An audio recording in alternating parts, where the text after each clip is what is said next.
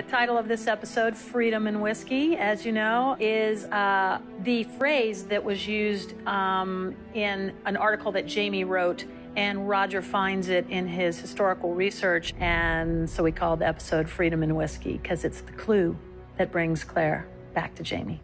The costume that Claire makes for herself and then travels back in time with, we called it affectionately the bat suit.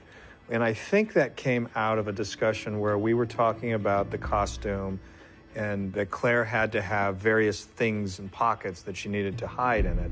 And somebody said, like a bat utility belt. Yeah, like a utility. And then from that point on, we kept referring to it as the bat suit, and that just stuck. And so it was the bat suit from that point forward. So when it came time to do this episode, Terry spent a lot of time and thought figuring out what kind of fabric it would be, what the design would be, how it would be comfortable for Claire to wear, and also utilitarian, and would have pockets and things where she could like hide. Secret pockets where she could hide stuff, and also would have a zipper where the corset was. So it was just a great idea, great concept, and it was a really nice match of costume design that marries into story and character for the show. Well, the taxi and carriage gag, I think we originally talked about doing the transition. It was a challenge production-wise because we would have had to go back to the Stones.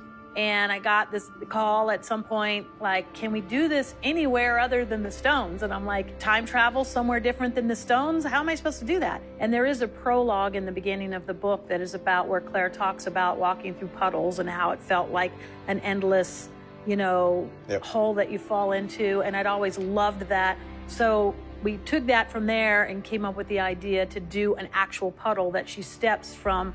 The idea was to go from the 1968 taxi to the streets of Edinburgh. Didn't we have to ship the taxi cab to South Africa? We actually had to find a taxi cab in South Africa. In South Africa. 1968 checkered cab in South Africa and film the last piece of this there, which would be the puddle and the POV of the puddle and her stepping out and all the elements. But we filmed part of this on the stages in Scotland, and we filmed part of it in our green screen stage, which is technically our parking lot in Scotland behind the studio.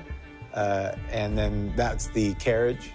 And then the rest of that was filmed in South Africa. So it was probably one of the longest scenes in the history of Outlander. Just it would have been cheaper to go when we started to shoot to the Craignadoon. end of the shoot. Yeah.